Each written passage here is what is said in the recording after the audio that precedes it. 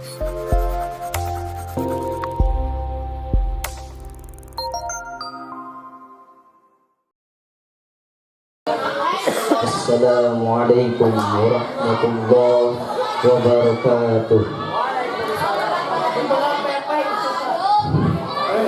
Alhamdulillahirabbil alamin, wassalatu wassalamu ala asrafil anbiya'i ajma'in, sayyidina wa maulana Muhammadin sallallahu alaihi wasallam wa ala alihi wa sahbihi wa man da'a bida'watihi wa ustanna bisunnatihi ila yaumi liqa'i rabbih wa ma'na.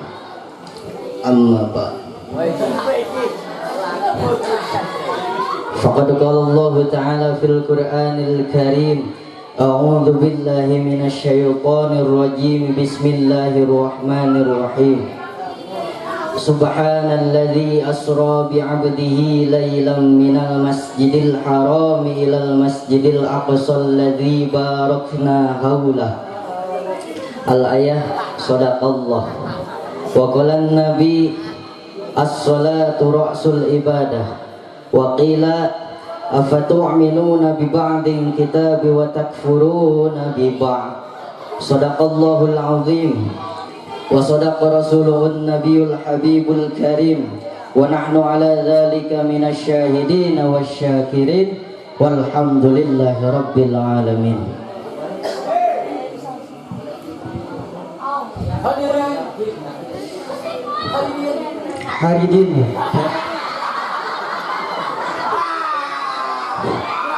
Hadirin rahimakumullah. Subhanalladzi asra bi'abdihi laylan adalah sebuah cerita yang dilakukan oleh seseorang yang sangat mulia, seseorang yang sangat hebat, seseorang yang menjadi panutan seluruh manusia. Ialah adalah habibana wa nabiyyana wa maulana Muhammad sallallahu alaihi wasallam minal masjidil haram, dari kota Mekah ilal masjidil aqsa, menuju ke masjidil aqsa.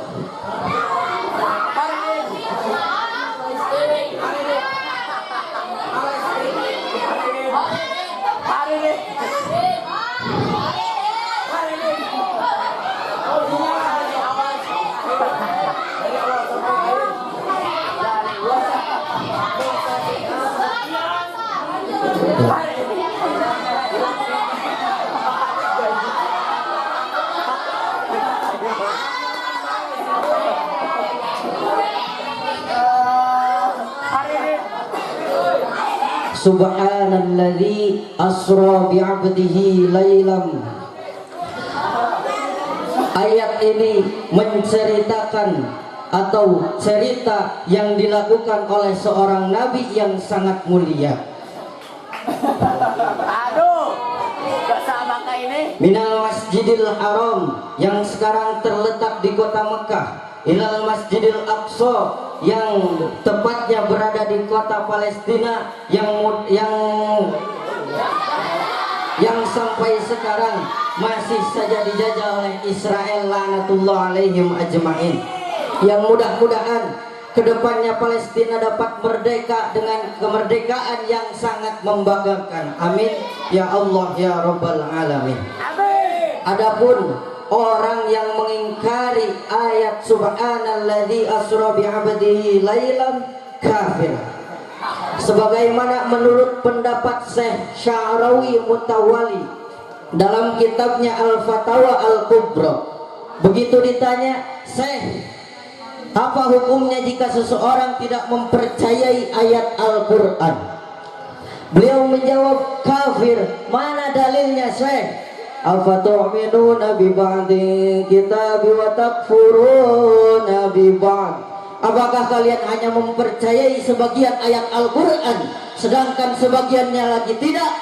Mestinya kita mempercayai semuanya, mulai dari surah Al-Fatihah sampai ke surah Anas. Kita wajib mempercayai dan mengimaninya. Lalu bagaimana jika kita hanya mengimani ayat sholat sedangkan ayat zakat tidak? Kafir. Bagaimana jika kita hanya mengingkari, hanya mempercayai ayat perintah sedangkan ayat larangan tidak, kafir. Oleh karena itu hadirin, oleh karena itu hari din, di malam yang sangat berbahagia ini, saya akan membawakan sebuah pidato yang bertema hikmah atau pelajaran daripada Isra Mi'rajnya Nabi Muhammad sallallahu alaihi wasallam. Banyak kejadian yang sangat luar biasa yang terjadi di bulan Rajab. Namun saya singkat saja menjadi dua mata poin.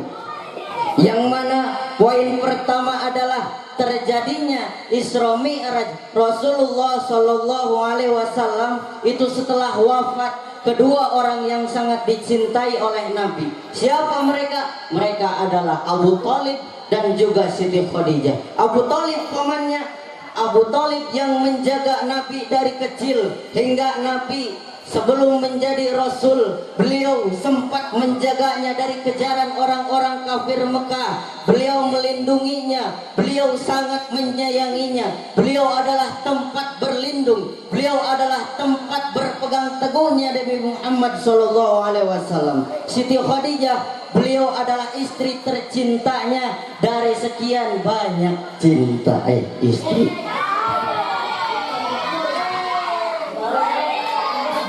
Sebelum Nabi lahir, wafatlah ayahnya, sebagaimana dalam syair, walamma tamma min hamlihi syahrani ala masyhuril aqwalil marwiyah tuwfiya bil madinatil munawwarati abuhu Abdullah.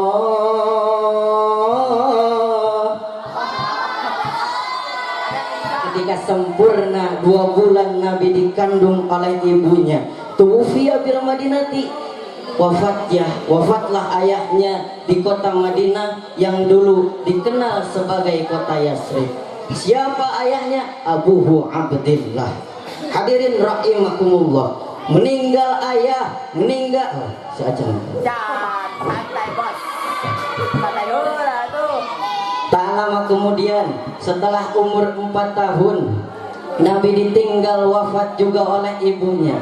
Setelah ditinggal wafat oleh ibunya, beliau juga ditinggal wafat oleh kakeknya. Setelah kakeknya wafat, beliau diurus oleh pamannya, yakni Abu Thalib. Wafat ibunya, wafat ayahnya, wafat kakeknya, wafat pamannya, wafat istri tercintanya.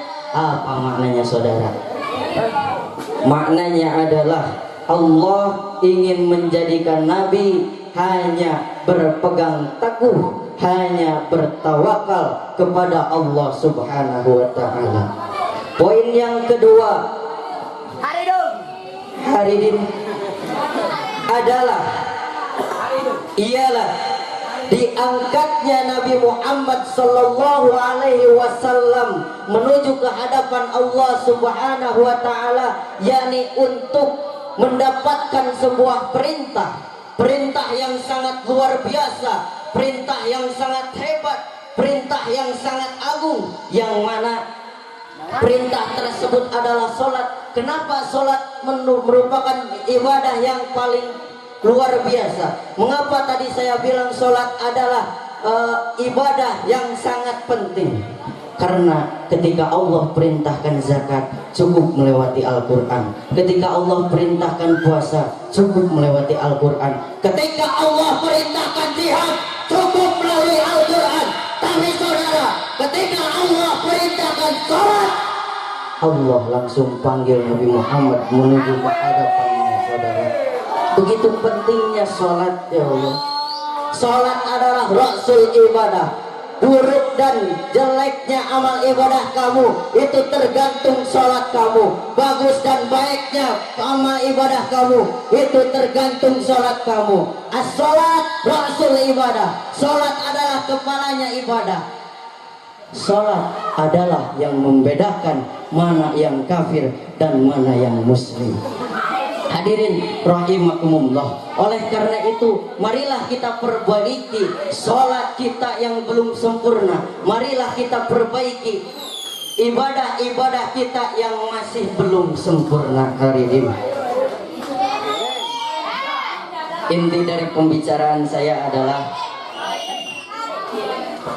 marilah kita tingkatkan amal ibadah kita, terutama dari bab sholat. Yang kedua, bertawakallah hanya kepada Allah Subhanahu wa ta'ala. Assalamu alayka ya Rasulullah,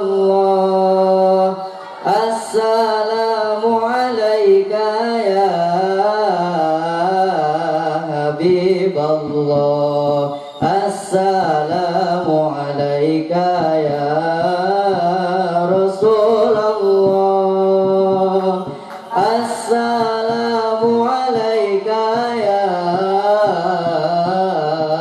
Habiballah. Wahai Nabiku cinta, syafaatmu ku damba.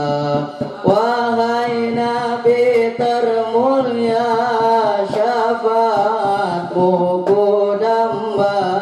Panutan manusia, insan paling mulia. Assalamu alayka ya Rasulullah, assalamu alayka ya Habiballah. Unzur makila wala tangzur mangkola, khudh masofa wa da'ma kadar. Wassalamualaikum warahmatullahi wabarakatuh.